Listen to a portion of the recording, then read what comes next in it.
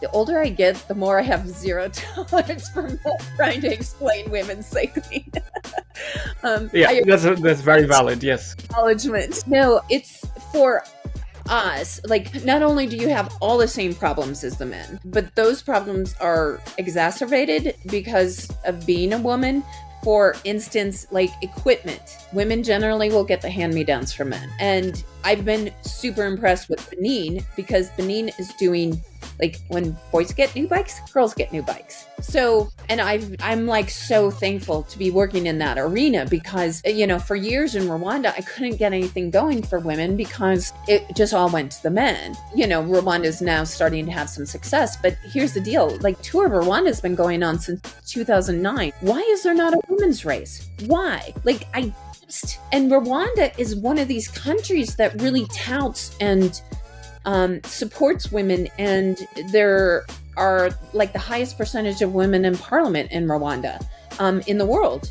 Why is this not trickling down is always my question.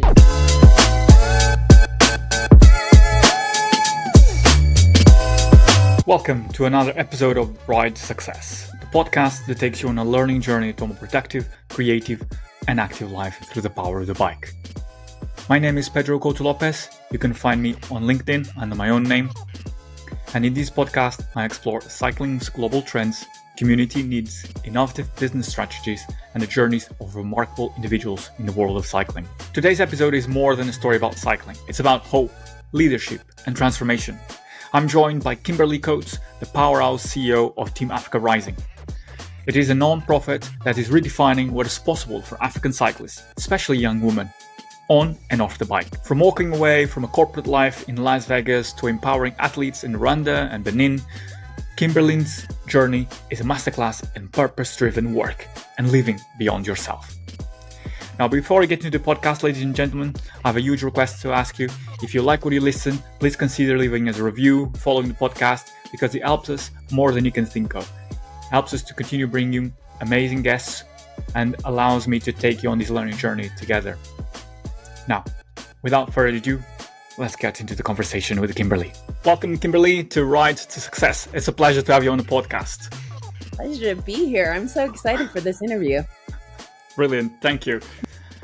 So, Team Africa Rising has been instrumental in nurturing African cycling talent, providing training programs, logistical support, and fostering a culture of excellence and inclusion. And we're going to delve into Team Africa Rising very shortly. But before we get into that, I wanted to understand more about you, about the person behind it. So can you please share your journey into the world of cycling? I mean, I know that you are you like cycling, but how did you got into the world of cycling? It's kind of a circuitous route. So I was a runner in high school and college, and I was training for a marathon in my late 20s, early 30s. And it was the first time I had trained for a long distance. And I had an IT band injury. And my doctor kept saying to me, after multiple steroid injections, he's like, just pick a different sport. And because I'm super active, I'm like, okay. And my girlfriend had plantar fasciitis. And so she's like, let's get some bikes. And so we got some bikes and started doing group rides. And oh my gosh, that was probably in the late 90s. And I just loved cycling. I actually had bought a bike when I was 16. I didn't grow up in a wealthy family, so I had to buy my first real bike. And it was a Bianchi. It was black and gold and down tube shifters. So that shows you how old I am. And I think it was like $375. And this would have been like 1980, which was like a ton of money. And of course, yeah. And so we just started riding. And I always tell people I was just recreationally competitive. Like, I always wanted to hang on with the guys on the group ride, and it was just my nature. But I never really raced because by the time I got into cycling, I was older, and I was in Kansas City, so there's not a big racing scene. So fast forward, I kept cycling. It's just been my love. And I in 2008, I was living in Las Vegas. I was absolutely miserable. I was losing my house because that was the epicenter of the housing crisis in America. Right, of course, yeah. Yeah. Like me and 30 of my closest friends, we were all losing our houses. God, my God. It's horrible. And I was just at this crossroads. I was 42 at the time. And I thought to myself, what am I doing with my life? And I had this great job making a ton of money. I was a business development manager for a large food distribution company. So I had lots of fun perks, got to hang out with chefs. I was miserable. I was miserable. And I wrote in my journal in 2008, June of 2008, on my 42nd birthday, that I wanted 3 things. I wanted to do something around my love of cycling. I wanted to help people, and I wanted to travel. And then I just threw it out in the universe, went back to my life. And it was August, September of that year. An article came out in Outside Magazine about Project Rwanda and what was happening in Rwanda. So Tom Ritchie was interviewed because he's the one that started Project Rwanda. Yeah. They interviewed Jack Boyer about the team. And I'm like riding with a really good friend of mine. And I go, dude, I just read this article. It's Rwanda. It's cycling. It's helping people. I'm like, what do I do? And he goes, well, it's your fork in the road. If you got to go for it. If you don't, you will know you hit the fork and you took the wrong direction. And I'm like, oh. So I tracked down Tom Ritchie, fast forward a couple of months, and I was on a plane by April of 2009 to Rwanda. And I landed in Rwanda. I'd been to Africa once. I'd been to South Africa on a safari, which South Africa, I call like Africa light. Like I tell people all the time, if you're going to go to Africa, like maybe do Kenya, maybe do South Africa for your first entry point, maybe, and not Rwanda in 2009. It was better, but it was only 15 years post genocide, so it was still developing. And so I landed in Rwanda. I'm like, what the hell did I just do? I quit my job. I was living on my savings. How far? So hold on. So you made the leap into stepping into the project Rwanda. And so once by the time you were stepping out of the plane and in Rwanda, how far involved were you already with Team Rwanda or Project Rwanda, what it's called at the time? Nothing. Nothing. It was the craziest. I talked to the Tom Ritchie's business development guy, and he had said when we were talking multiple times, March, April of that year, he's like, have you ever thought about going to Rwanda? And I'm like, I don't know. Where is it? So I really knew nothing. I took a complete leap of faith, but I knew that it served my 3 things: travel, cycling, and helping people. And so Tom and Jake Chaya, who was the development guy, said, we need to get legal in the country because they hadn't filled out the international NGO paperwork. Can you help us do that? And because of my background in business, I naively thought that I would just go in and fix it. And I was there. I was only supposed to be there a couple of months, and I worked the entire time trying to get us legal in the country. And during that time, I was working with Jack Boyer, and he was handling the team. I was selling cargo bikes to coffee farmers, and he was just like, can you do this race entry for me? And I'm like, sure. And I'm like, well, do you have a file on your computer with everybody's passports? And I'm like, all businessy. And he's like, no. And so I just organized his life. And this is what I do. I'm a logistics queen. And so I just started helping. And then so I came back to the US in September of 2009, and they were like, will you go back and keep working? And I go, well, you gotta pay me something. Right. So at this point, you stayed in Rwanda for a few months, 3-4 months, just Yeah. 4 months, just out of your own, using your own savings, just Yep. out of your own, fulfilling your purpose, which was Yeah. the three things you wrote down on your diary, right? Yeah. That's exactly what I was doing. And so they paid me a whopping $1,000 a month to go back. I'm like, sure, why not? I had a house to stay, I had food. That's all that mattered. And I just fell in love. I fell in love with the team. Mm. We had this moment in 2010 where I looked at Jock and I said, if we're going to grow this team, we got to go big or go home, because we were with Tom Ritchie's Project Rwanda, so we never knew if we had funding. It was hard to raise money because it was two very different things.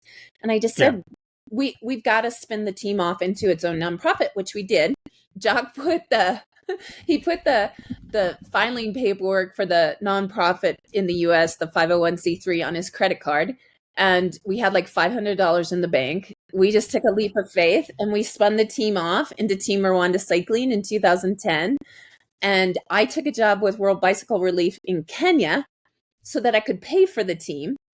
And that's what we did. I mean, literally, we sat there for probably 3 years, always 3 months away from having to shut the doors. Like we just scrambled. And thankfully, with Jock's long history in cycling, he had all the sponsors. So, the contacts. Yeah, like Vittoria tires. We literally got thousands of Vittoria tires, and CD shoes. Rosella from CD. She's like, "What do you need? I'll send it." So we just really lucked out. And then we were part of in Rwanda, we were part of the early Pro Tour Solidarity program that was under, Pat McQuaid. And we were able to get World Tour bikes. So every World Tour team had to give a developing nation bikes. And because they knew that Rwanda wasn't corrupt, they knew that the bikes weren't going to get sold. We ended up with 3 years worth of bikes. Every year we got bikes. And that's really what got us going. And very good. And then here we are, like 17 years later. We need to delve into that, because there's a lot to unpack there. I mean, especially because under your leadership, there's, Team Africa Rising has grown significantly. Mm-hmm. So I kind of been interested to find out, like, is there, there are, in my mind, from my research, there are some key points, some key turning points that I want to touch on. But I want for you to lead on what you think for you has been the key turning points in the evolution since 2010 to where you're now. Yeah. The first one was spinning us off into our own nonprofit. That was key. In 2012, we had a documentary come out called Rising from Ashes. That was also significant because they had been filming since 2007. So, a lot of documentaries have to go back and show pictures. Like we actually had real live time footage of our journey. So that documentary came out in 2012, won a ton of awards, and it was all about Adrian's journey. Yes. About Adrian's journey to the 2012 Olympics. And that also was a turning point, just not only the documentary, but Adrian's success, Adrian going, staying with MTN Quebec at the time, which then eventually became Dimension Data. And he's still the only Rwandan to race at the World Tour level. And then I think another turning point recently has been our work in Benin, that we started in Benin. Well, we started in 2019 and then COVID. And we hosted a mechanics course in 2019, November 2019 in Benin. And then, the rest is history. We didn't get back until 2021, the spring of 2021. But our relationship with the Benin Cycling Federation and the Benin Cycling Federation president, Romuald Hazame, has been a significant game changer, just on a broader African perspective. So I would say those are the key moments. The key moments. I wanted to. I mean, so we need. I need to go back to the Benin because it's kind of a fast growing cycling nation. Well, and I want to touch on that.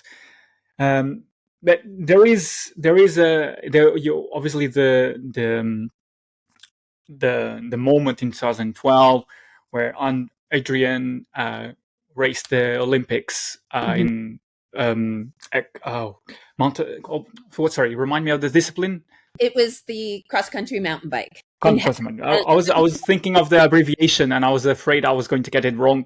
So thanks for clarifying that. I mean, in between, there's a big moment as well that you didn't mention, which is the rupture between what was kind of Team Rwanda and kind of evolving into Team Africa Rising. And I guess that there's two parts there, perhaps, but you can tell me and you can share with us, which is the fact that there's a rupture in the sense you have distanced yourself and you've been kind of accused, if you will, perhaps, or showed off like what was happening, or highlighted what was happening with the corruption in the Rwanda Cycling Federation. And I think that is, from an outsider looking into the work you're doing, that's a pivotal moment of looking from the outside, because also it's a project that you have been developing since, as you mentioned, 2010, and in 2020, kind of you step back and you're like, no, we don't want anything to do with the federation in Rwanda. We're going to move somewhere else. And from what I understand, there is also, at that point, you also had other nations, other countries in West Africa asking you, can you come over here and develop talent with us? So I just wanted to kind of understand a little bit more about that, and if you will. Yeah. So just to clarify, we actually changed our name to Team Africa Rising in 2012. Yeah, okay, 2012, right. Because of this success with Team Rwanda. By 2012, we were starting to get a lot of traction. It was kind of the second generation of riders like Valens and Bona and Bosco. So we had this second group of kids, as opposed to the original 5, that were really starting to make some headway. They were going to the World Championships. They were getting signed by pro teams, etc. So other countries just asked for our help, and our sponsors were generous. And, we worked with Ethiopia. We spent time there. We worked with Eritrea. I did a huge bike distribution in Eritrea in conjunction with Quebec.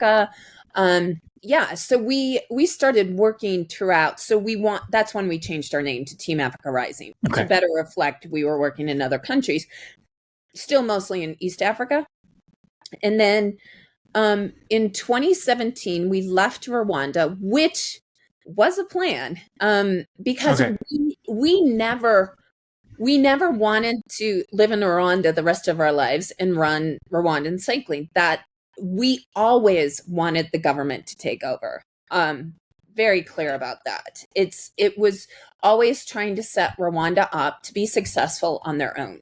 And so we did a year-long exit plan, a phase-out plan with them, whereby we continued to pay for things like salaries of all the employees, because at one time we had about 30 employees on payroll, guards and cooks and gardeners. And so we kept going. We kept helping them, and then like every quarter there was like, we would take something away. I mean, it doesn't. I don't want it to be negative, because it was all planned. Like, we gave Rwanda everything. They knew our budget. They knew how many camps we ran. They knew what it cost to run a camp. They knew everything. So, and in fact, I had been telling the federation for a year, I'm leaving in March of 2017, because we had just bought out Jock's siblings on this ranch in Wyoming. I'm like, I have a mortgage in America. I need to go home and live in the house I'm paying for. And so in 2017, I went to the Conti Champs in Luxor in Egypt. And I remember the federation going, well, can you just stay another 6 months? And I go, no, I already stayed too long. Like, no. And it had been 8 years. And so we left, and Jock left in April of 2017. But we continued our financial support on various levels, declining levels, until 2018. One of our coaches was still there, Sterling McNeil. So we tried our best to set them up to succeed. Unfortunately, after we left, there was corruption. It was frustrating. And we saw that a lot of money that was supposed to be going to the team wasn't going to the team. And it just, I don't know whether it was money that, like, if they had budgeted for it. But anyway, okay. But what was the final issue was the fact that there had been some women in a club that had been abused by a coach, and the federation refused to address it. And the federation president ended up moving the coach to his club team and in charge of women, which I just freaked out because I'm like, putting these women in danger. Like, this exactly, is, and so that's when everything kind of blew up. Of course, they tried to discredit me that I had stolen money.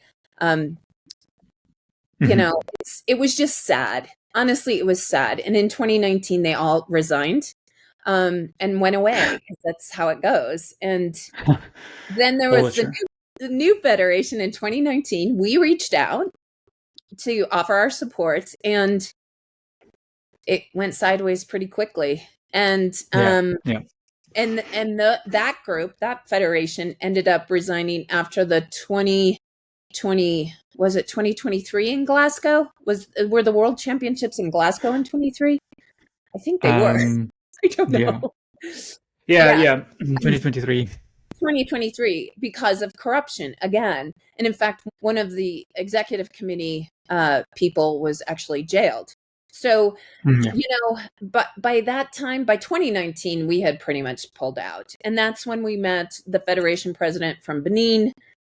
And we're like, we can do good work here because there's no corruption. Like, the president is very, he is president not because he's appointed. He's president because he loves the sport. He invests his own money, and he just wants to grow the sport, which is showing based on our rise in the rankings in Benin. So, you know, we're still, you know, I sent Jeremy Ford, our communications guy, to Rwanda, and, you know, there's been some work being done in Rwanda, but it's still challenging because, you know, you've now had 8 years of not consistent development, and it's starting to show for Rwanda.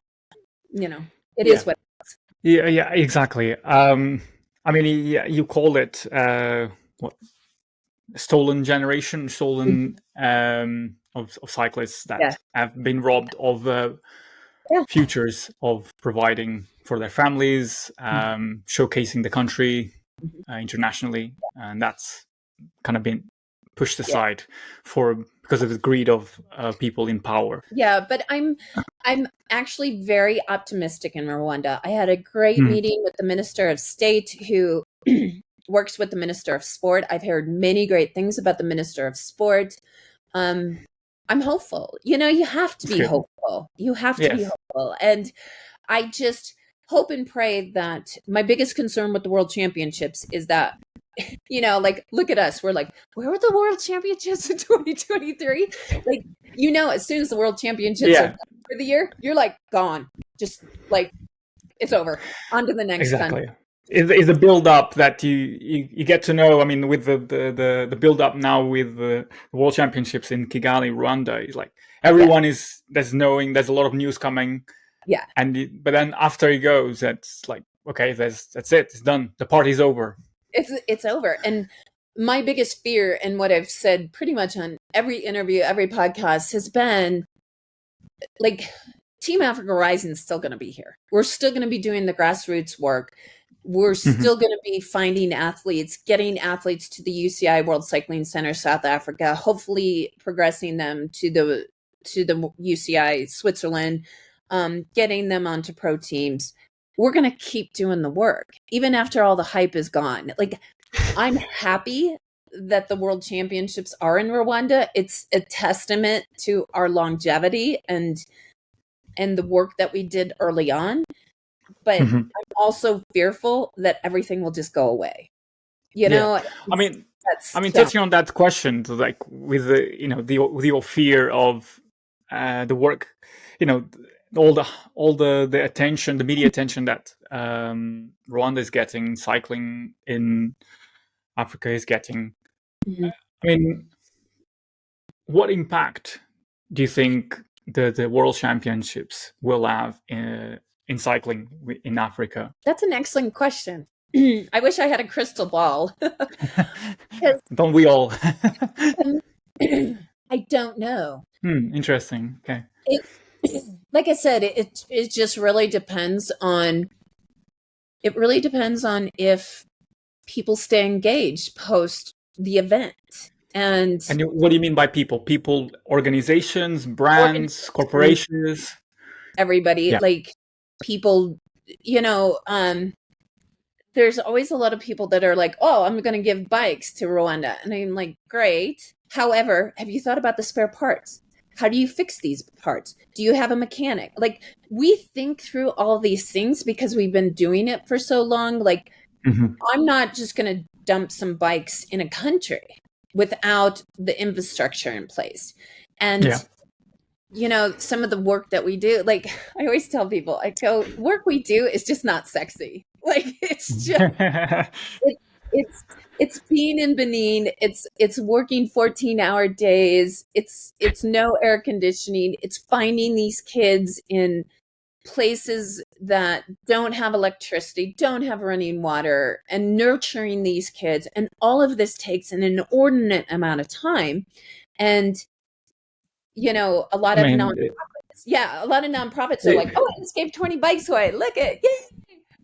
And I'm like, no, but what does it do? Like, what does it matter? Is it providing everything we do is not only like developing world-class cyclists, but developing these world-class cyclists to be great men and women, to be educated, then to, if they can't be cyclists at that level, can they be mechanics? Can they be coaches? Can they be soigneurs? Can they be administrative staff? Do I get them on the federation?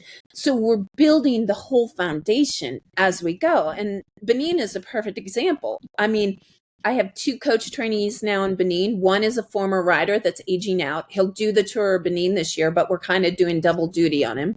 I have 3 amazing mechanics. I run mechanics courses. In fact, I'm running another one before the Tour of Benin. So I'm always thinking, like, if I was gone tomorrow, can this continue? Like, because it can't be about me. It's got to be about... It's about the legacy, the impact that you have on the communities that you work with. Yeah. And like Adrian being the national coach in Benin is huge because he's the guy that's going to take it to the next level. Like, at some point I'm going to be done. I'm going to be 59 this year. I'm like, I don't know if I want to work that hard anymore. I mean, it feels like it's a lot of, the work that you put in. You mentioned the 14 hours a day. It's a lot about the purpose that you have. It's the kind of the belief and the impact that you have on the people that you work with, the communities that are affected positively by the work you do with growing the cycling talent in Benin, but before that in Rwanda. And I think it's what kind of, it's the fuel to your furnace, if you will. You mentioned Adrian. Adrian is just a kind of, there's a lot of things that I can touch upon, but there's Adrian going to the Olympics in 2012, now being the head coach, national coach of Benin Cycling Federation, Mhm. How being representing Rwanda in 2012 and now being the head coach in Benin, what story does that tell to people listening? Because it's, not necessarily talking about nationalism, patriotism, Mhm. but what is the story behind the Adrian kind of as an athlete representing Rwanda, then coming with you to be the head coach in Benin? What is the story behind that? It's just because he loves the sport and he wants to work in the sport. I mean, he Mhm. has so much to give to the sport. Adrian was always a student of the sport. He worked under with Dr. Carol Austin in those early days with MTN Quebeca, and he was just always a student. Always wanted to learn. He was by far our most educated rider in Rwanda. I don't honestly, I don't know because I'm not Rwandan. I don't know what the challenge has been, but Adrian has always there's a lot of envy, a lot of jealousy, a lot of we tried for years to get him on the federation in Rwanda. Absolutely, they would not. And I'm like, he's got all the Hmm. knowledge. Um, Yeah. it's a lot of things that we can't understand because it's not our culture. But I wasn't going to let that stop Adrian because he's so freaking talented. He's so amazing. And, when this opportunity came Hmm. up in Benin, I told the Benin president, I said, here's the deal. I got the best coach in Africa. Like, he's amazing. It just happens he's Rwandan. And he's like, I want him. I'm like, okay, let's go. And so Adrian's been working there now 2 years, and the kids love him. He's tough, but he's empathetic. Hmm. They can relate to him because he's done it. Like Yeah, he of course. raced on a world tour team, so they see themselves in him. Yeah, Um, as a role model to the younger yeah, and generation. Yeah. just because for whatever reason Rwanda had their issues with Adrian, I wasn't going to let that stop this incredible talent. And the other day he called and he was still in Benin. He'd gone to Benin. He usually goes for like a month at a time. He's got a family in Italy in Lucca. So he spends a lot of time away from his family. And he went there to Benin in January to do a whole just juniors talent detection, just junior. Yeah. And that's a ton of hard work because you're having to fit kids on a bike and put them on Wahoo and Zwift and do the testing. And, some of these kids can't shift and, Yeah. in the right pedals. Like it's exhausting work. And so he did that. And right before he was ready to leave, we were talking and he got all emotional, which then made me all emotional and Jock all emotional. He said, Kim, I can't believe how good these kids are. And I can't believe how much talent is here. And they're smart and they're funny and they're motivated. And this is the future of cycling. And he goes, I am so happy to be a part of this. And I'm like, I'm so happy you're a part of it. And that's what it's all about. I mean, to have Adrian so invested in these young people and their future, and not just their future as cyclists, but their future Yeah. as people Hmm. is everything. And it's funny because the Benin Federation president is like, I like totally lucked out on this deal. Exactly. Yeah. Yeah. I mean, it's a yeah. I mean, it shows so much about the passion, kind of to driving Yeah. the ID talent IDing, just the purpose that shows that if there is people willing to put the work, There's these people willing to support the people that are on the ground. Then there is, you have legs to start walking, and Yes. then you start progressing. And sometimes it's just you don't need much. You need a person that is all able to get kind of rally the troops, if you will. You can, okay, you do this, you do that. Let's get started, and things won't be perfect the first time, but we'll just get moving. Yes. And you mentioned as well the earlier on about the positive impact that it has on the people on the athletes that you work with.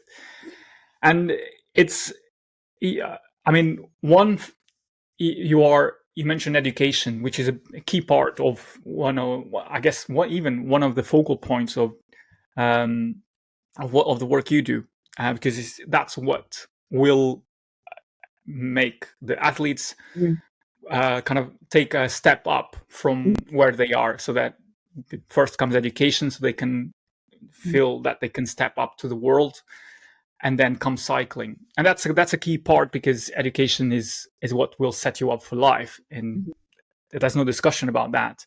Yeah. But there are so many challenges with this, from my outsider view, but from what I understand. But I want to kind of have your kind of on the ground perspective, because it's so easy to to look outside and see, well, there's a lot of brilliant athletes coming through Africa.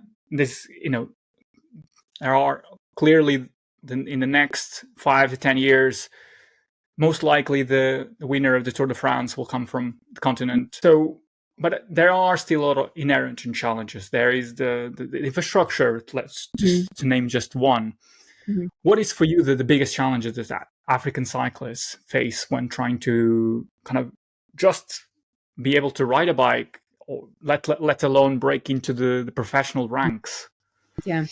Well, going back to your comment about education, we learned quickly in Rwanda that we had really talented riders, but like I had a rider who went to Europe and raced with the UCI, but he was illiterate. He could speak the language. He spoke English actually pretty well, and he picked it up quickly, but he can't read and write. So that's an issue. And what we found, our most successful riders tend to be our most educated riders that can handle the challenges of a different culture, different food, different ways of being, the language. So that's a huge deal. And in Benin, we're really focused on juniors. We do have an elite U23 team, but we know that group of guys and some gals are not going to go to the next level. They're going to be the kids that teach the next generation to go to the next level. So we're very upfront about that. And so our emphasis is on juniors. We're looking for the 14, 15-year-olds. But then with that comes they're in school, which Zwift has been a huge breakthrough for us. So thanks to Wahoo, we got a lot of great trainers. We get heart rate monitors and whatnot from them, but then we put them on Zwift. And so I have kids that show up at like 4:30, 5 o'clock at the team house in Porto Novo, and that's what they do. They Zwift. And that's why our days are really long, because we're out on the road training with the elite team by like 7 in-the-morning. And then usually it's 7, 8 o'clock at night. I still have kids showing up to ride. So that's been a game changer, because it keeps them in school. We won't let anybody quit school. Like that's, you're not quitting school. It's funny because I was telling you about my board behind me, with all my algebraic equations. So I had a coach here this summer in Wyoming from Benin, super smart kid. And then I had a Rwandan kid, a junior, that was here, and we were training, but he had started school back in Rwanda. So I was getting his assignments, and I'm like, they would go train, and then they're like, oh, I got to take a nap. And I'm like, oh no, you're doing school now. So, so Yeah. keeping them engaged in education is huge. Obviously, infrastructure, that's always an issue. Lack of races on the continent is an issue. Um, uh, Mhm. a pathway forward is challenging. That's why, like, the UCI, we work really well with JP Van Zyl at the UCI, South Africa. And Yeah. generally what we try to do is we do the work on the ground, we find the riders, and then I send JP messages going, hey, I got a kid. Look at this kid. And what's great now with Zwift and Wahoo is we have all the data, so it's Of not course. just Yeah. me saying that the kid is great. I'm like, look at his numbers, he's great, or she's great.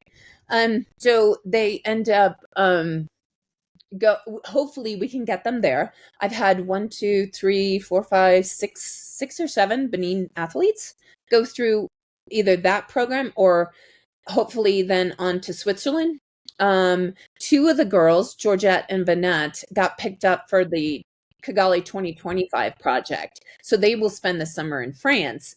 So that's huge. The only challenge I have with the UCI in Africa is we need more satellite centers. I need like 25, 30 more centers, because it's great, but only like 30 kids get there. And you're talking Mhm. 54 countries and 34 kids, your 30 kids, it's challenging, because what we have found, maybe even the Eritrean kids tend to spend at least one round at the WCC South Africa. Um, but what we found is, like, if you're just going to send a kid to Europe without like that in between, the gap is too huge and they Mhm. don't do well. So we like to use UCI to fill that gap, because it's like the next step. You're Um, right. Of we course. just need more satellite centers. So, yeah. And I'm excited because the Confederation of African Cycling just elected a new president from Ivory Coast. And so I'm hopeful. I'm hopeful that some things will change, because Dr. Azam, the previous president, yeah, a little bit of corruption. Okay. So, so, we're Mhm. hopeful. And of course, the visa issue will remain an issue. And now, not only is it challenging in Europe, but under our current administration in the US, it's become very Yeah. problematic to bring Right. riders to the US.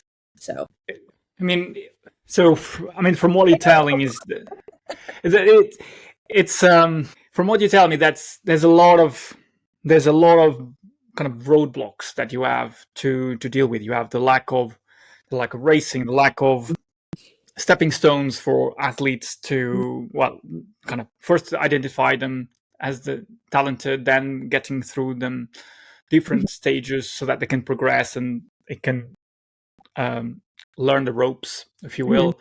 And there is the education factor as well. Then there's also the cultural adaptation going mhm, from Africa to Europe. mhm, I mean, that is huge. It's a huge challenge, and there seems to be kind of a lot of, and correct me if I'm wrong, but there's a lot of hope and goodwill involved in the project, in the mhm. work you do.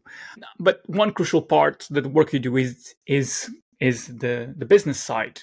What is the kind of, how do you support these young athletes, these juniors, these under 23 athletes, navigating the kind of the business side of the sport, or or do you shelter them from that side and just allow them to focus on training and getting the qualifications, the educational qualifications they need to get set up for life? Um, so we keep them focused. Like, they don't need to know how much I stress out about money. Like, they just don't need to know that. So, we're a US based nonprofit. We do fundraising, grant writing. We have generous sponsors. Yeah, I just want them to focus on what they do best. And that's one of the things too. Like, I don't even engage Adrian in things like this. I mean, it pretty much falls to me because I want Adrian to do what Adrian does best. And that's what I guess from my leadership standpoint, I am the person that figures out how everybody can do their job the best they can do. And I'm the behind the scenes making sure that happens, because I want Adrian to be the best stinking coach he can be, whether that's getting him training, having him in Benin, etc. Some of my coach trainees in Benin, that's what I want them to focus on. And mechanics, all the stuff behind the scenes, let me worry about that. I will figure out how to pay for things. Although sometimes it's challenging. I'm sure it is. As an NGO, you have to constantly be fundraising, and negotiating with corporations, with brands to allocate you or give you the budget or the equipment that you need. And the challenge is we are at this place of actually doing the hard work on the ground. Like I said, it's not sexy. Companies, corporate sponsors are like, why would I support a bunch of 15-year-old kids in Benin? What's in it for us? It's not high profile. Team Amani coming out and saying, we're going to be in the Tour de France, and then they get all this money. That's great. However, do you really know what it takes and how many millions of dollars over the next 8 years it's going to take? It's huge. And what we have found is that it's best if you can take an African rider and integrate them into a European team. And in the case with Biniam, or some of the kids that go with Bike Aid. Bike Aid is another really good stepping stone team because they're a continental team in Germany, and that gets them that entrance point into Europe, and they kind of take them under their wing, give them a little bit more support. But it's challenging because we don't do the fun stuff that sponsors like to see. Sponsors have been generous as far as giving in kind gear and discounts on bikes, etc. We are forever grateful. But as far as huge influxes of cash, they're going to put it towards a pro team because they get a higher profile. Even though we've worked really hard to raise our profile, we're still the grassroots people. It's a kind of. I wanted to touch upon the fact that you mentioned, use your words, not mine. The work you do is not sexy when you look at it. Yeah. But it is the work that gets the grassroots, the juniors to grow, to get into Europe, to get to, like you mentioned, the Bike Aid team in Germany, get into the UCI Center in South Africa. And that is kind of the behind the scenes. I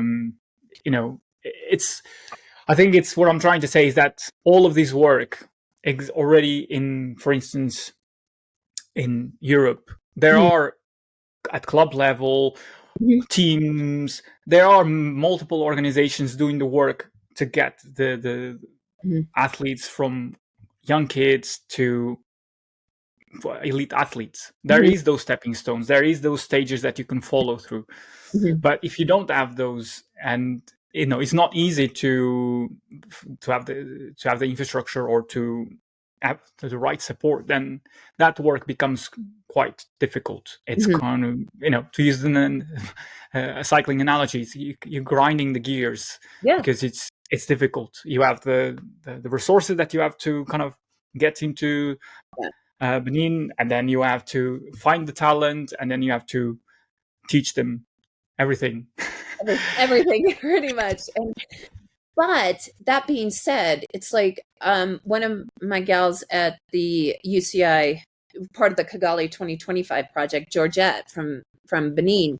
She's 18 years old. She was she went to Zurich. She became the first Benin woman to ever race at the World Championships, and she finished the race. And it was freezing cold and raining. I think it took us like 3 days to warm her back up. And like Africans do not do well in cold, freezing rain. But I think, like, I've told people, I am like, wow, I think she's the real deal. I think like she's going to be the one to break through on the women's side. Um, it's that kind of, it's really hard to just pluck somebody from a village in Benin and go, here you go, enjoy France with all these writers. And like what you said, Belgium, the Netherlands, all these European countries have such an infrastructure of bringing kids up. I mean, kids are doing Caramese races when they're 13 years old. Our kids aren't. And the level of cycling isn't to that level. I mean, it's always funny to see like a kid from Benin go to Europe and then get their butt kicked. And they're like, what the hell happened? I'm like, welcome to cycling. This is cycling. This isn't even pro cycling. This is like beginner pro cycling. And they're just devastated. And eventually after like 6 weeks, they start to get it. But it's like, oh my gosh, you put them in a European race and they're just like, oh my God, this is so hard. And and the only way you can get them to understand that is for them to do it. But then, it's challenging to make that happen.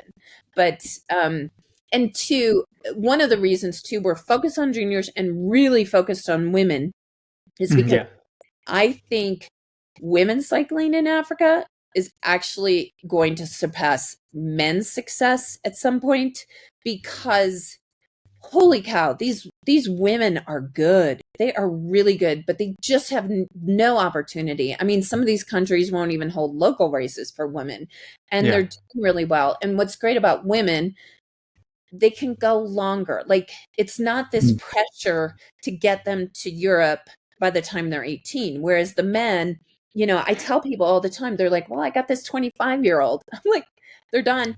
They're never going to be pro. Like, they're just done. And I don't care how great you think they are. If they haven't broken into the pro ranks by the time they're 19, 20, 21, the chances as a man, this, is like still fun. They're hiring kids at 17 now. So, exactly. Getting younger and younger. I mean, you touch upon women's cycling, and this is something I want to also touch upon because it's very close to the impact that you have globally. You are a big advocate for women in cycling, and I want you to talk about more about that, because you mentioned just now that you believe that women cycling in Africa will surpass men's cycling, and you kind of touch upon very, very lightly on the challenges that women face in Africa. I mean, one, I know that the challenges of, I don't want to say I know, because I don't know actually. So let me rephrase this. Can you mansplain that to me? No. So I want to understand, because there's a lot of assumed knowledge that I could talk to you about, but I want for you to tell me. Okay, thank you so much for saying that. I appreciate it. The older I get, the more I have zero tolerance for trying to explain women's cycling. That's very valid. Yes, acknowledgement. No, it's oh, I'm very sorry. It's for us, like, not only do you have all the same problems as the men, but those problems are exacerbated because of being a woman. For instance, like equipment, women generally will get the hand-me-downs from men. And I've been super impressed with Benin, because Benin is doing, like, when boys get new bikes, girls get new bikes. So, and I'm like so thankful to be working in that arena, because for years in Rwanda, I couldn't get anything going for women because it just all went to the men. Rwanda is now starting to have some success, but here's the deal. Like, Tour of Rwanda has been going on since 2009. Why is there not a women's race? Why? Like, And Rwanda is one of these countries that really touts and supports women, and there are like the highest percentage of women in parliament in Rwanda, in the world. So why is this not trickling down is always my question. It's like Benin, Tour Benin, I think this is the fourth year for Tour Benin, and this is the this year they'll run a women's race. So they have Burkina Faso, Ivory Coast, all these different countries coming for a one-day GP in Benin. That's what needs to happen. We need to start coinciding these women's races with men's races on the continent. And so I'm super impressed with that. But again, you have lack of races, lack of good equipment. Then you have all the issues related to being a woman, safety. You know, we take a very hard stance on that. Like, there has to be a woman chaperone at every event.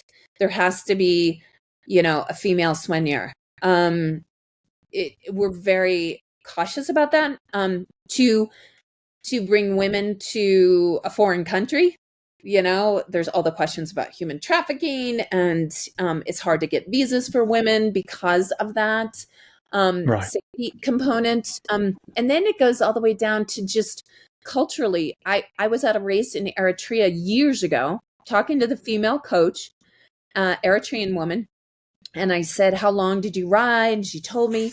I go, "Was it hard when you started?" And she said, "Well, my parents thought that I was no longer a virgin when I was riding."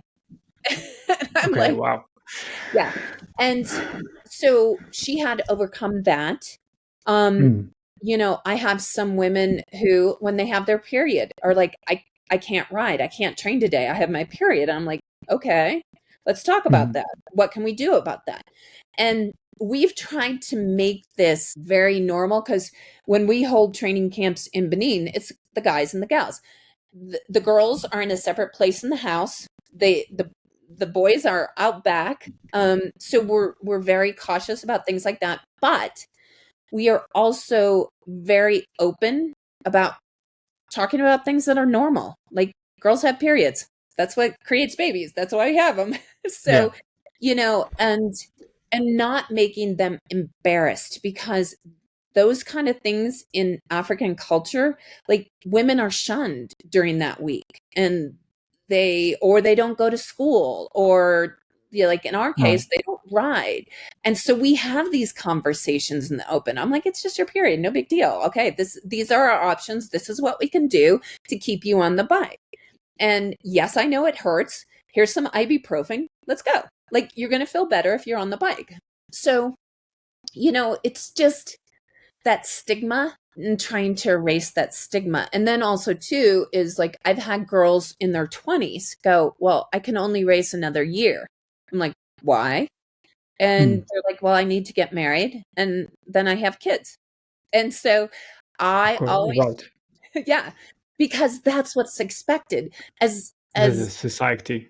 Yeah. I mean, I'm an American woman who's 58 who chose not to have children. I never wanted to have children.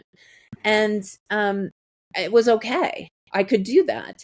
But for these young women, what I always show them is, I show them Kristen Armstrong's win at the 2016 Rio Olympics when she won the ITT. I'm like, she's 41 years old and there's her kid. And like, it just expands their minds so much. Like, when they see that, they're like, "So I don't have to quit cycling?" I'm like, "No, you don't have to quit cycling." And I mean, I show them videos of Lizzie Dagnan. Like, I'm like, she's training, and like, her belly's out there, and she's on Zwift, and she's riding. And so when these girls see that, they feel less pressure from the culture. They at least are knowledgeable enough to say, maybe I can do it differently. They still have the pressure, but they have the knowledge of, like, no, it doesn't have to be this way. So yeah, women's cycling's, it's fun. I mean, well, it's the role you are playing is educating, it's because it's with that, what you just told me and people listening, is that there's a lot of cultural and societal aspects that are blocking or are impeding them to fulfill their potential as athletes. Yeah. And kind of, so again, comes back to the point we mentioned earlier on about the educating. And I think that's education comes as a big factor in expanding, the athlete mind, expanding what their vision, what they can achieve. But I'm interested in kind of in a society that, from what you described, is is I don't know what word to use here. Okay, in the society, in Benin society, how do you go about finding potential or ideal athletes, young women, to come to your program? Because I imagine that can come as a challenge. I'm assuming here, but to do what is the experience? Because you mentioned earlier on that you have not boys. Sorry, I'm assuming here. You have young people coming to do Zwift sessions at 7 in the evening. What is the ratio here? What is the ratio between boys and girls? There still are more boys than girls, but that's starting to change. And it's just the funniest thing. I had this one young woman show up in 2021. I was at the old team house, which was a horribly wretched place. It was right on the main road. You just inhaled diesel all day long. It was horrible.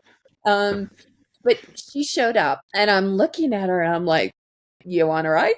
And Benin's French. I don't speak French, and so I'm like, like pantomiming everything to her. And so I get her on the bike.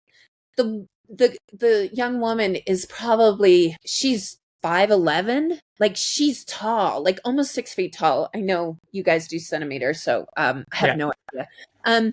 But she's tall. She's really tall, and she's like this big around. She's teeny tiny, like she's so small. And I just put her on the bike, and I showed her the Zwift, and I just said pedal, and she's in flip flops. I don't have any shoes for her.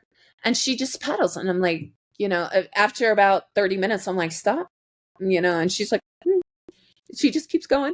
And then the flip flops start to bother her. So she just barefoot on like pedals, like clipless pedals. Oh, wow. Okay. Right. And that's Melvina. And guess what? Melvina's racing now. She's 17 years old. And, she literally just walked in the house. I don't know how she heard about it. I don't know if she walked into the wrong place. I have no idea. And now, because some of the girls have had a lot of success, word of mouth is spreading. So when we go out into the countryside, to different cities, we'll put out a call that we're doing this, and word just spreads. It's amazing.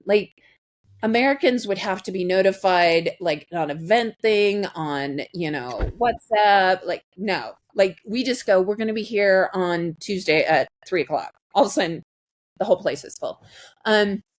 So I think that's one thing. And two, it goes back to representation. Once young girls see riders like Hermione, Vinette, Georgette, Ramatu, they see all these girls, they're like, I want to do this. And it's the same thing with boys and young men. When Biniam won that sprint at the Tour de France, every African young man just went, I can do that. He looks like me. I know where he comes from. I can do that.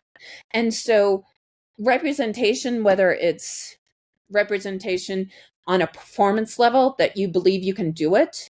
I saw it in 2015 when Danielle Tekla-Hamanot took the King of the Mountain jersey. I was around my laptop with all my Rwandan riders, and we're all laptop Tour de France.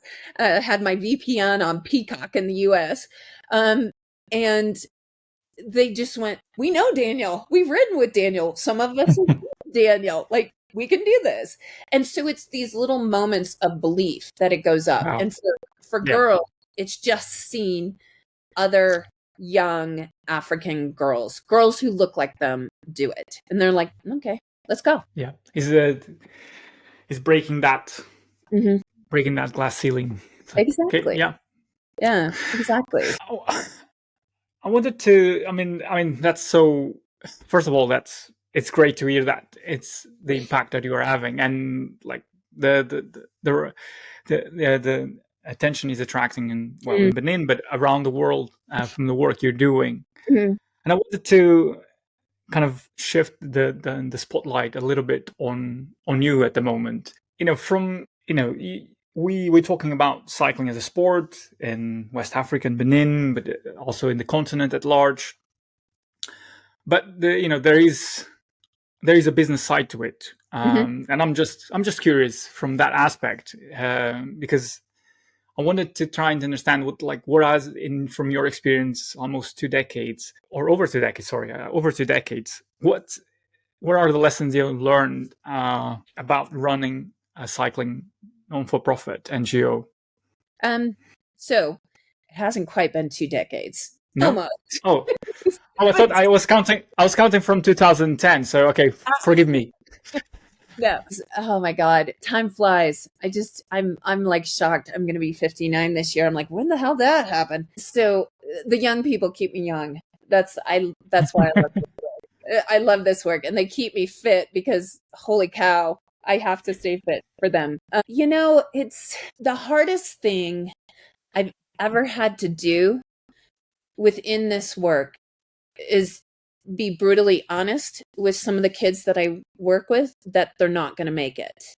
And that is why all the peripheral jobs within cycling, I try to find a place for them because these are kids that just love the sport. And it's really funny. I just had this happen not too long ago. There was a kid in Rwanda who would show up every couple of months. And when I'd see him, I'd be like, oh, God, here he is again. Like, nicest kid, spoke English, super smart, but he was horrible on a bike. And we would test him, and he wasn't any better because he just didn't have it. Some of us are. I would never be a professional cyclist. I didn't have it. I was decent, but I didn't have it. No. And so crazy enough, after one of these sessions in Rwanda, I sat down with him. I go, Yannick, I think you're amazing. I think you're talented. You're wicked smart. I love having you here, but you're not going to make it. Like, I think we need to find something else. And I said, you need to use your brain because you are smart. I said, what about if you started a touring company? Because then guess what? You get to ride, and you get to ride with people who are not that great generally. Like, they just ride for fun. I said, so you'll be fine. You can keep in the sport that you love. I go, what about if we did this? So he started a company. And it has come full circle. So I've been gone from Rwanda now 7 years, almost 8 years now. I gave him a job the other day. I had this group reach out to me going, who do you recommend? I go, you need to call Yannick at Lava Tours. And so then Yannick messaged me and he goes, this is a really big group. I'm not quite sure how to price this out. I go, yeah, call me. And so we laughed so hard about that conversation back. And it was probably 2014, 15 when we had the conversation about starting his business. Because he said to me, he goes, I tell that story all the time. I tell people that you made me quit cycling. I go, Yannick, I didn't make you quit cycling. He goes, I don't know. My English is not that good. I go, he goes, I was so mad at you when you said that to me that I couldn't become a professional cyclist. But then I am so thankful to you for telling me I couldn't become a professional cyclist. He now owns like 2 cars, has this huge touring company, makes good money, has places in Kigali, places in Musanze. And I'm just laughing because I'm just like, I want you to know, Yannick, it was the hardest thing I had to do, to tell you you weren't going to make it, because I love you and I think you're amazing. But having that conversation, he goes, yeah, I was very mad at you for a while. He goes, but now I'm thankful. So I think from a business aspect is sometimes I have to make hard choices Of because course, yeah. our funds are limited. I squeeze every return on investment out of every single dollar that comes through our door. And it's I'm always thinking, like, how can I help them more? How can I find more funding? Um, but I had a journalist one time. This was 2010, 11, when we first were starting out, and he said to me, he goes, we were testing athletes at the house, and Yeah. he goes, well, is that one gonna make it? And I said, no. I said, his numbers aren't there. And he goes, well, what do you do? I go, well, he goes home. And we're just running a testing camp right now. And he goes, well, how can you do that to him? I go, it's not personal. Exactly, yeah. I just can't save everybody. I can't give everybody the chance, because if I give that kid a chance, the kid who is the next Biniam Gourmet is not going to get the chance because I don't have the money. This is like, we're a nonprofit, but we're not a charity. Like, it's a business. I run this like a business because I have to make sure that the kids who can make it can make it. Kids who can't make it, is there something else that they can do? If there is, great. If there's not, it is what it is. But honestly, it's hard to tell a kid that they don't have. It's hard. Yeah, for sure. I mean, it's you when I'm sure when they come to these training camps to see if they have it or not, it's with hope that they are going to make it. Yeah. It's also, it presents them with an opportunity to provide to their families, perhaps, or just to have another option in their lives that they wouldn't have otherwise. So it Exactly. does. It's difficult. It's difficult. It would be difficult for anyone. Yeah. It doesn't, whether they are living in Benin or whether they're living in London. It's what it is. It is what it is. Yeah. But it's still hard. And I don't ever want it to be easy. I don't want those conversations to ever be easy, because if they're easy, then that means I don't care. I want them to be hard, to sit down with a kid going, I'm sorry, is there something else we can do? Because you don't want to crush a kid's dreams, but maybe their dream can be something else. Maybe they can be the most awesome mechanic ever. Maybe so my coach in Benin, my coach trainee in Benin, his name is Salami. He's 20 years old. He's crazy smart. He came in 2021. So like, he's 16 then, 17 then. He came to help when I first got there, and he was logging in everything into the spreadsheet. But he was just really smart. And I picked up on that. And so I kept giving him more and more tasks, and he just kept sticking around. And then one day I look over at Adrian and I'm like, do you think we can make Salami a coach? Like, he's really smart on all the technical stuff. Like, he understands the technology. Because his background is sports physiology. That's what he's going to university for. And he's never raced, but I said, we have enough guys coming up that have raced that don't have those skills. So maybe we take the guys on the bike skills with the guys with the brain, the smart skills, put them together. And so Salami ends up going through all these coaching courses. He came to the US and trained with us in the US, and he did get to ride more, which helped his, like, he's never going to be a professional cyclist or anything, but he rides enough now that he understands, like, the mechanics of the sport and how being on a bike will affect your physiology, etc. So he's amazing. And he's a kid that all he did was just hang around and started out doing spreadsheets for me. And crazy enough, I went to Benin in January of of 2024, I was in Benin, and I had been there like, I don't know, September, October the previous year for like a month and a half. Mhm. So I had come back, and I'm like, all of a sudden, Salami's speaking English. I'm like, Salami, whoa, what's up with the English? And he goes, you're French. It is very bad. He goes, I can't. I just can't. I mean, it's brilliant.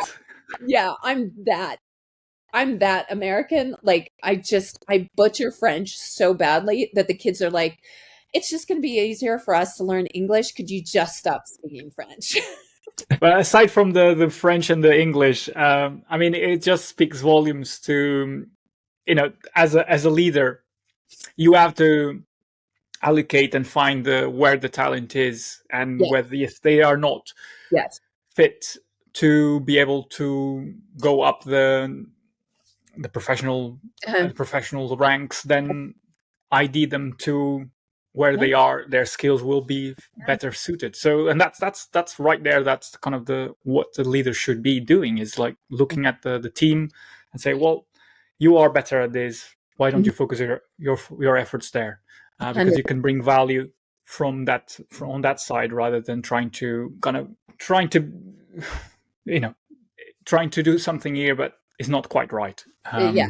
It's exactly. I mean, I'm so lucky because I have the best people around me. And I look at my role as just as finding the best people for the job and letting them, taking away all their barriers and letting them do their job. Like, I don't micromanage anything. I just like, Adrian does Adrian's thing. Salami does Salami's thing. My mechanics, of course, I'm going to check and make sure the bikes are ready to go for the Tour of Benin or whatever. Yeah. But, it's, we established that early on when we were in Rwanda, that we never questioned a mechanic in front of a rider. And we always showed a united front, whether that was like myself, Jock, the coach, Sterling, the mechanic, Jamie.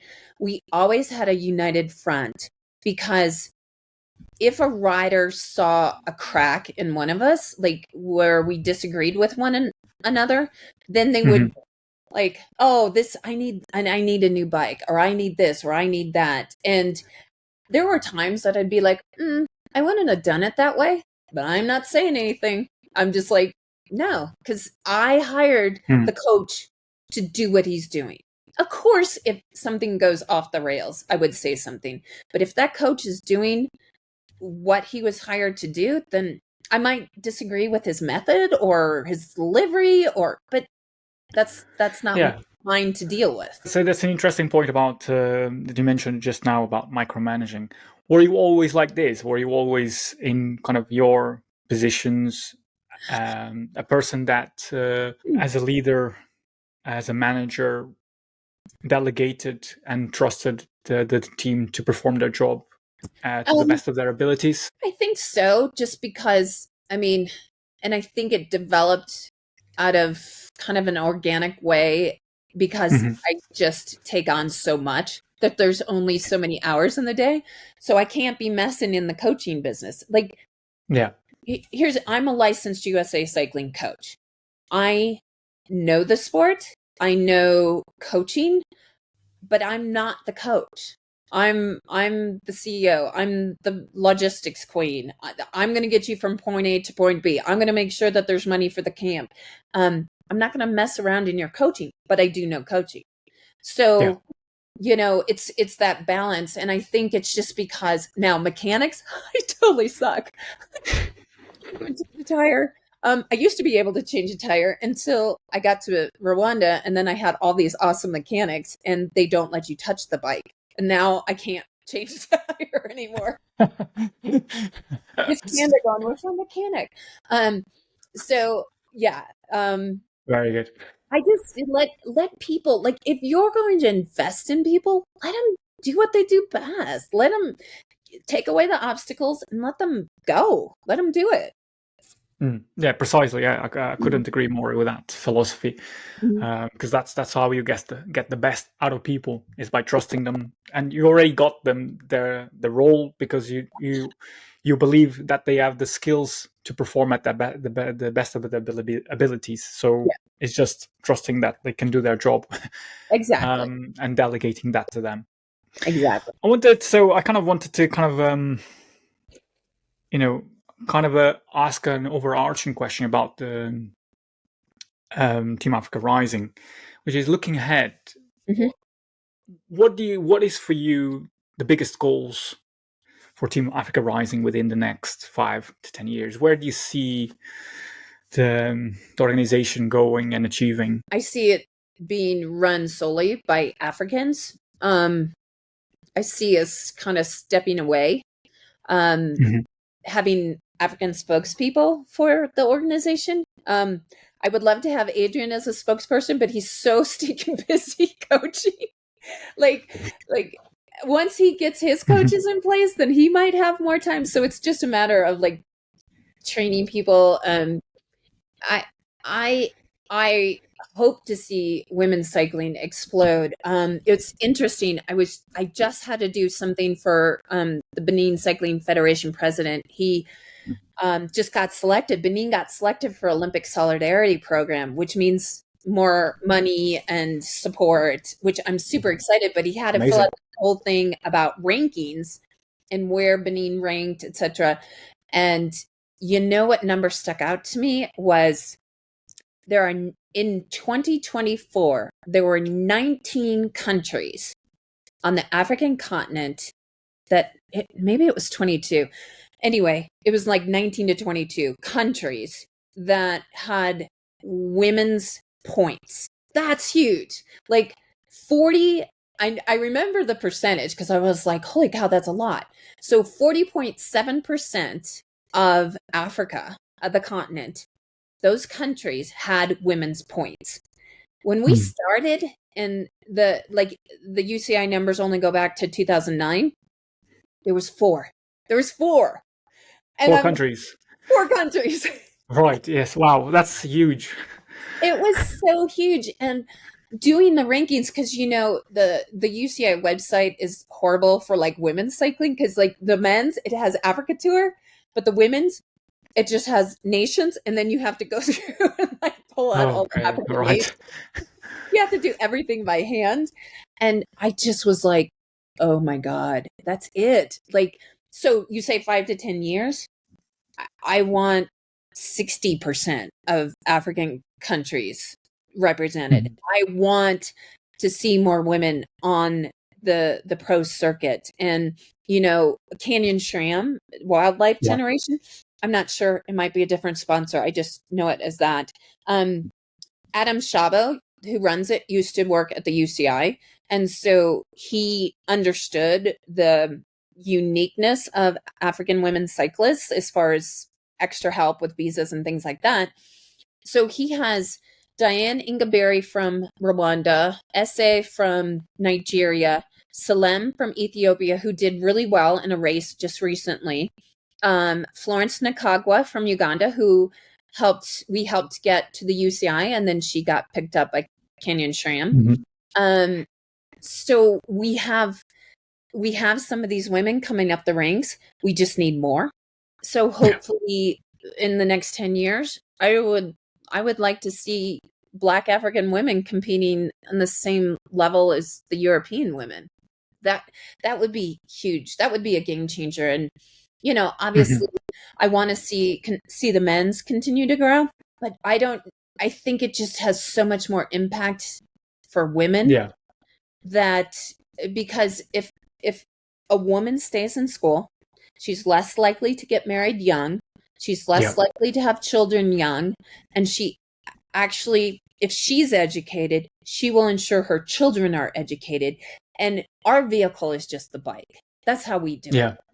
And if we can keep her in school, keep her on the bike, keep her focused on something outside of, some oppressive cultural expectations on her, then it's all worth it. It's a win-win. And especially as well, I mentioned as well if women staying in education, they are more likely to educate their own children. And with the result of that is just the kind of the community around them also grows, also becomes more educated financially, becomes there are more options for them. Yep. So yeah, on that level, societal level, it's a Mhm. win as well for the communities that they come from. 100%. I want to get it so that parents want to see their girls take up cycling. Like, that's where I want it to be. I don't want it to be taboo. I want it to be like, how do I get my daughter in these programs? Yeah, Yeah. precisely. Brilliant. Hopefully, and I'm rooting for you. We will see that come to fruition. I hope so too. I'm not getting any younger. I need a woman in the Tour de France soon. So I wanted to kind of we talked at length about um, Team Africa Rising, about your role and the purpose that you have. I wanted we talked it talked as well about the role of cycling in kind of promoting kind of empowerment and social mobility in African societies, especially for women. And I wanted to kind of for you touch on as well on a personal note, which is you talked at length about the purpose you have, what makes you get up in the morning and work those 14-hour days just to see those athletes progress and have kind of more gender parity in the pro peloton, have African athletes racing at the toppest, at highest levels. But what does success look like for you on a personal level? It's just, I know this might sound cliche, but it's just not about me. Like, I feel most at peace, most joy, most satisfaction, and just this contentment in life when I have conversations like I had with Adrian last month about Right. him getting so excited about these kids. Like, that's it. Success for me is seeing other people succeed, that all I did was open a door. That's it. I opened the door. I gave them a tool bag to get through the door, and that's it. They did it. And I I get messages all the time now from kids all over Africa going, "I don't know if you remember me, but," so you've been in the sport a long time when they start out, "I don't know if you remember me, but," I mean, it's like one of the original 5 riders for Team Rwanda, a guy named Rafiki Uimana. He's now the national team coach. He had a son, I want to say back in 2000, I think Jonathan's 2009. Yeah, 2008 or 9, he was born. Rafiki named him Jonathan after Jock. And Jonathan is our godchild. And he loves to ride. Like, he's been riding since he was 3. And when we lived at the Africa Rising Cycling Center, Rafiki and Jonathan, it's a situation where Rafiki got custody of his son. Him and the mother never married, and the mother didn't want Jonathan. So we helped Rafiki get custody of Jonathan, and we laugh because from 2014 to 2016, Jonathan and Rafiki lived at the center, and Jonathan was raised by a cycling team. That's what I always tell people. Like, it's always people. We ran 46 camps a year. There was always like tons of people around all the time, and whether it was cyclists or international guests or whatnot. And he really was raised by a cycling team. And he came to Wyoming last summer, and he goes to an American school. We help pay for that. And he's just such a brilliant kid. He's doing this algebra behind me, which I was like, yeah, sorry, I'm out. Oh, Jonathan, that's a good 40 plus years ago. But just seeing him, and then I just got a note from Rafiki. He got selected to do a special mechanics course at the UCI. So I'm helping him get Brilliant. his visa Wow. sorted out and things like that. So that, to me, that's what I live for. That's success. I mean, That's what gets me up in the morning. And if I can help somebody that day, then it's all good. It's success. Yeah. Yeah. I mean, that speaks volume to. It just shows that the tremendous effort that you put behind the scenes, and then those stories. It's the real life Yeah. examples of success, Yeah. of the impact that you have on the ground. So Yeah. it's beautiful to listen and hear those examples, because it's just, this is it. This is what it is all about. It really is. It really is. I don't know. I spent 42 years of my life trying to figure out what I wanted to do. And I've spent the last 17 years knowing exactly I'm where I'm supposed to be. So it just took me a while Yeah. to figure out what to do when I grew up.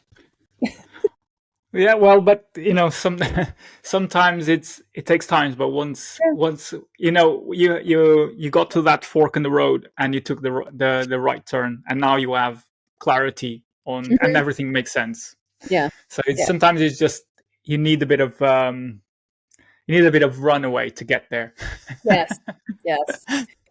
Sometimes out of the darkest moments, that was probably when I wrote that in my journal in 2008. I was probably at my lowest because I had spent my whole life up to that point chasing money. I had been successful. I'd had money, didn't bring happiness, then lost it all. Yeah, I just was like, like when I tell people always ask, like, how do you set goals?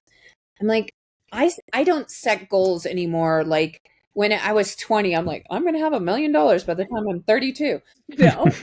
My goals now are just to live authentically, and that's a different thing for everybody. To live authentically, to know that I'm where I'm supposed to be, and to be grateful for what I had. I'm kind of dealing with some health issues right now, which has made me incredibly grateful for good doctors and opportunities to get it fixed.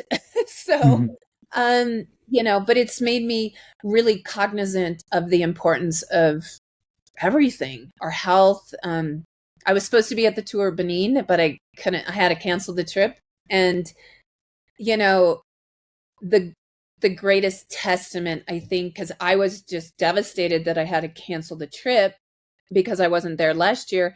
And I told Romuald that I couldn't come, but I have other people coming to help. And his first thing was like, are you going to be okay? We just want you to be Yeah. okay. Benin will be here. We'll be here.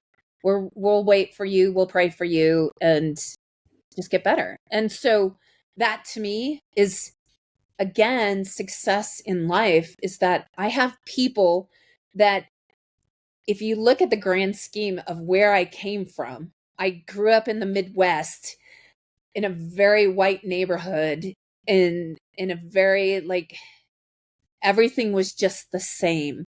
We didn't travel, we didn't see the world. And now I have people who love and care about me like I'm family, 8,000 miles away from me, and who consider me family. Like, to me, that I'm so blessed. That's success. Yeah. I mean, Yeah. yeah, that's the type of things that money can't buy. Exactly. That's genuine connections. Yes. And you have to nurture those. That you can't purchase No, anything like similar to that. no, no. I wanted to, I wanted to kind of now close the kind of our conversation with the tradition that I started on the podcast, which is every guest leaves a question to my next guest, not knowing who they are. Oh, So, so the question is left for you is the following: okay. what is your favorite cycling destination? Eritrea. Why, if I may ask? Oh, it's Eritrea. Um, that's just such an easy one for me. First of all, as an American, I am incredibly blessed and grateful that I got to visit Eritrea on a couple of occasions. It's a fascinating place. It's beautiful. The cycling culture is so rich. Um, and it's high altitude.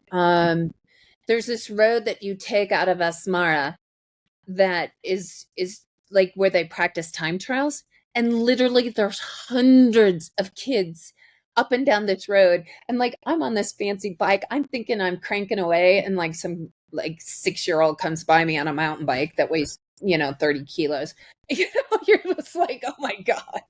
Like, it's just the vibe of the place, and it's a Mhm. place that a lot of people will never get to visit because Yeah. it's just challenging to get into. But through the sport of cycling, I got to see it on several occasions, and I loved it. I just loved it. Yeah, it was Very amazing. good. Yeah. Maybe one of these places to add to someone's bucket list, Yeah. like next cycling destination, Eritrea. Eritrea. So with that, I would like to put the challenge to you. What question would you like to leave to my next guest? I would say, what brings you joy? What brings you total and complete joy, where you have those moments that you pinch yourself and just say, how did I get so lucky? What is that? Brilliant question. Thanks. It can go so many ways. It's a very incisive question. If the person is up to answer it Yes. like in a very methodical way or in a very thought out way. Yes. Um, Kimberly, it's been an honor, a pleasure to spend this time with you. I have to say one thing though. Can I say one Oh, thing? okay. Yeah. Okay. I loved your rapid fire questions. And if you want to use this in the podcast or not, but I have to answer these because I love them so much. And I thought it was such a brilliant idea. I'm like, Yeah. Okay, go for it. okay. So we already talked about cycling destination. If you could ride with any cyclist, past or present, who would it be? Yes. Gino Bartoli. That's who I'd want to ride with. I would want to know how he did it, how he handled everything, how he was able to just go about doing such important work with getting those papers to Jews to save Yeah. them. Like, it was, to me, I've read biographies on him, and like he was so quiet about all of it. I mean, obviously he had to be, but just nobody really knew the story until years and years later. And just I would want to know what he was thinking about when he was riding his bike through the countryside, knowing that he had papers in that bike. Like, Yeah, that is a very good that's a very good shout out to Gino Bartoli. I did went to see actually a musical of his life story, but oh my god, focusing specifically on that aspect during the Second World War. yeah, And yeah, it's remarkable that what he did is like he's putting his life at risk yeah, basically yeah. to for the sake of other people benefit. But he never knew those people. Like, I Mm. think that goes back to the whole conversation, and we can even just end with that, is just the conversation that we've had. Like, what gives you meaning? What gives you purpose? What gets you out of bed in the morning? Like, obviously, on some level, he knew the danger, he knew the risks, but he did it anyway. And think of how many people he saved because they got those papers and they got out of the country. So, yeah, It's I love a, your questions. yeah, no, I was just conscious of time. So, but it's I do find similarities between, there are certain similarities between the work you're doing and the kind of the actions, the selfless actions that Gino Bartoli did. Mhm. And I think there's comparisons that can be drawn from there, because there is clearly the purpose that you have is beyond yourself. Yourself, is beyond you gaining recognition. It's about helping others, Mhm. and changing people's lives that you know that wouldn't have the possibility otherwise. So Yeah. I can draw comparisons between that, between what you're doing and I think Mhm. what Gino Bartoli did, Mhm. very much in different contexts. I mean, there is Yeah. undiscussable, Yeah. but it speaks volumes as well to the aspect of selflessness, Mhm. the act of helping others, Mhm. not expecting anything in return. You know what? You said something. I'm going to put it on my board after I wipe away all my algebra. Is living beyond yourself. That's it. Living beyond yourself. Like, if more of us lived beyond ourselves, just think about how great this world would be. So, yeah, I like that.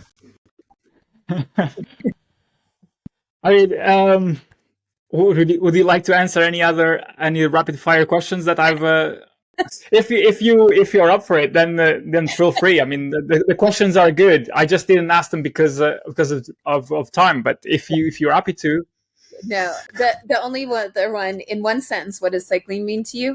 I can say it in one word: hope. hope. That's it. Hope. Hope. Well, it's hope is a brilliant way to finish the podcasting because it's something that you have said again and again, which is Africa is full of hope. It is. It is. So I think this is a brilliant way to kind of wrap up the conversation. Yeah, it's been a pleasure. It's been a fantastic interview. Thank you so much. Well, my pleasure is all mine because it's truly an honor when I get to speak with people like you and get to share these conversations because I think it's really inspirational and to see behind the scenes what drives a person to have an impact on other people's lives that goes beyond just kind of the mundane of day-to-day life. Yep. It goes above and beyond, really. So Yep. thank you for your time. Amen. Take care. That's it for today's episode of Ride to Success, and what a journey we've been on. A huge thank you to Kimberly Coats for sharing her story, her heart, and her unwavering belief in the power of the bike to create opportunity, equality, and lasting change. Whether you're an athlete, an entrepreneur, or a dreamer, there is something in Kimberly's stories for all of us. If this conversation inspired you, please consider subscribing, leaving a review, and sharing the episode with someone who believes in building something bigger than themselves. Until next time, keep riding to your own success. Take care.